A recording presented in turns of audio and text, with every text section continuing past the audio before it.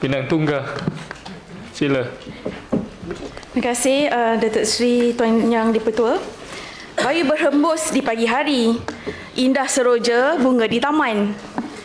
Kenaikan cukai tanah 200% sangatlah tinggi. Soalan saya nombor 9. Terima kasih Datuk Yang Dipertua dan terima kasih kepada Yang Berhormat Pinang Tunggal atas soalan mengenai kenaikan cukai tanah. Okey, untuk maklumat Dewan Yang Mulia ini, pelaksanaan semakan kadar cukai tanah ini adalah langkah yang perlu diambil bagi membetulkan sistem yang telah lama tidak dikemaskini. Bukannya bertujuan untuk membebankan rakyat. Terdapat 3 alasan utama. Pertamanya, kadar semasa tidak pernah disemak selama 31 tahun dan tidak lagi mencerminkan nilai sebenar tanah. Keduanya, cukai tanah adalah penyumbang utama hasil negeri dan tempoh tanpa semakan yang panjang telah mengakibatkan ketirisan hasil yang ketara. Ketiganya, kadar baharu akan dikekalkan untuk tempoh minimum 10 tahun yang memberi kestabilan terhadap pembangunan ekonomi Pulau Pinang. Bagi soalan kurungan A, motif sebenar adalah 2 lapis. Pertamanya, memulihkan hasil cukai tanah yang telah tertinggal selama 3 dekad. Keduanya, mengemaskini sistem data e-tanah yang ketinggalan zaman yang sendiri menjadi punca ketirisan dan tunggakan cukai. Oleh itu, kenaikan cukai tanah 200% adalah refleksi untuk mengejar ketinggalan dan bukan sekadar sasaran kutipan.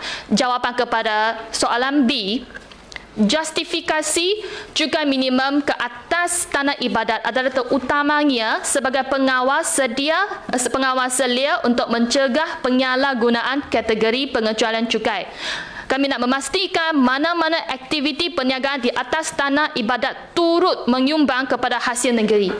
Bagi jawab soalan C, kerajaan negeri telah merangka beberapa langkah strategi.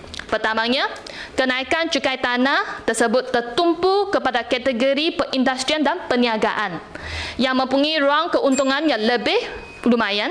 Keduanya, bagi meringankan beban, rebat cukai tanah diberikan secara berperingkat 32.5 pada tahun 2026, diikuti 20% pada tahun 2027 dan tahun 2028. Ketiganya, insentif pengecualian bayaran denda ke atas tunggakan cukai tanah sebanyak 100% sepanjang tahun 2026 dilaksanakan.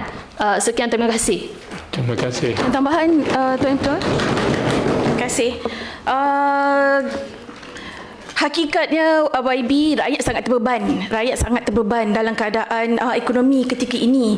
Dan yang terlibat dalam kenaikan cukai 200% ini yang sangat tidak munasabah ini bukan hanya melibatkan perindustrian, tapi melibatkan golongan B40, M40 juga.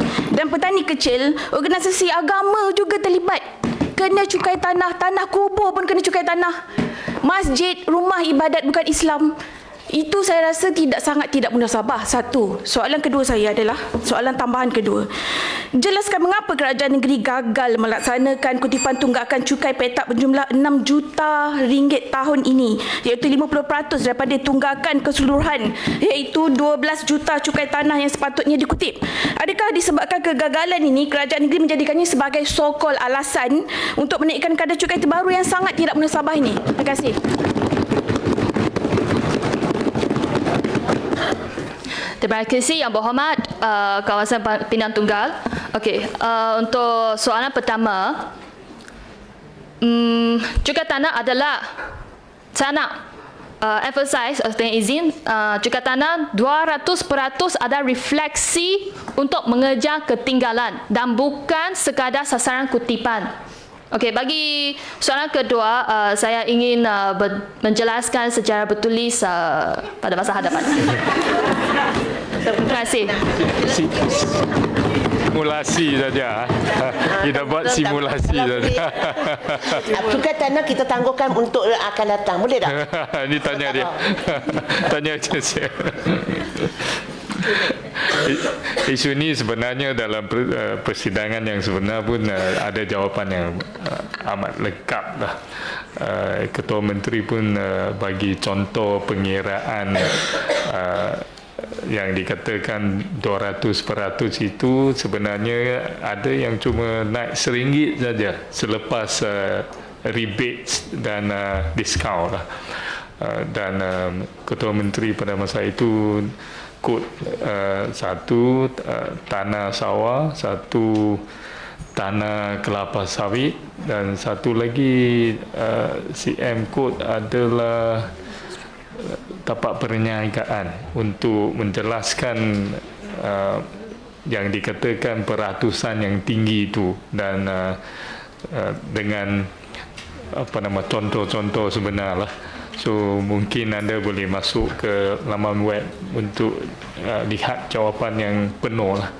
Saya rasa akan membantu untuk menjawab soalan tersebut. Teluk Air Tawar, sila. Terima kasih Datuk Seri Yang di-Pertua. Soalan saya, soalan nombor 10, diajukan kepada Esko Perpaduan Masyarakat.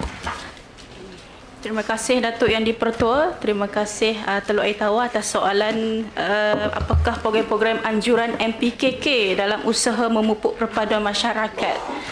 Saya just jawab secara ringkas sahaja. Yang pertama, program perayaan bersama Majlis Perpaduan Kaum, sambutan Hari Raya Tahun Baru Cina, Deepavali dan program rumah terbuka komuniti yang diadakan di pelbagai MPKK. Contohnya, Majlis Sambutan Hari Raya Anjuran MPKK Lebuh Pasar pada 4 Mei 2024 yang mengumpulkan masyarakat pelbagai kaum dan agensi kerajaan setempat. Aktiviti ini mengukuhkan jaringan sosial antara kaum. Yang kedua, karnival sukan dan aktiviti rekreasi, sukan rakyat, fun run dengan izin, dan karnival sukan kesihatan yang melibatkan keluarga serta masyarakat setempat sebagai platform penyatuan melalui sukan dan gaya hidup sihat. Contoh, karnival sukan dan kesihatan anjuran MPKK Jalan Masjid Negeri pada November 2024. Aktiviti sebegini juga termasuk program untuk warga emas dan orang kurang upaya supaya upaya bagi memastikan keterangkuman. Yang ketiga, program kebajikan dan ziarah kasih, penghantaran bantuan kebajikan, gotong royong, kebersihan dan program sumbang darah menerusi kerjasama agensi, negeri dan NGO. Inisiatif ini memperkukuh rasa saling membantu dalam komuniti. Dan keempat, program kebudayaan dan pendidikan sivik, bengkel seni budaya, persembahan tradisi dan dialog integrasi untuk memupuk penghargaan antara budaya serta pendidikan sivik tentang nilai-nilai perpaduan. Terima kasih. Terima kasih. Soalan tambahan. Sila. Terima kasih Datuk Seri Yang Pertua. Sebagai pemangkang, kami memandang serius atas usaha memperkukuh perpaduan ni. Justru tu, kami ingin mulakan dengan satu soalan berkenaan berkesanan dan hala tuju program perpaduan yang dicadangkan bagi komuniti Teluk Air Tawar. Puan Teluk Air Tawar, saya ingin memaklumkan bahawa untuk menjadikan program itu lebih berkesan, kerajaan akan memberi autonomi yang lebih besar kepada MPKK di kawasan tersebut bagi merangka dan melaksanakan projek perpaduan berskala kecil di kawasan tersebut yang berorientasikan minat setempat. Seperti sukan rakyat, usahawanan bersama atau gotong royong alam sekitar. Selain itu, kerajaan akan melaksanakan siri mesyuarat perundingan secara berkala dengan pemimpin masyarakat Teluk Air Tawar bagi memastikan program yang dirangka benar-benar relevan dan mendapat sokongan penduduk di situ. Dan akhir sekali, peruntukan dan latihan kepada komuniti di situ akan ditingkatkan bagi memperkasakan mereka sebagai benteng hadapan perpaduan di kawasan luar bandar, terutamanya di kawasan Teluk Air Tawar. Terima kasih. Terima kasih.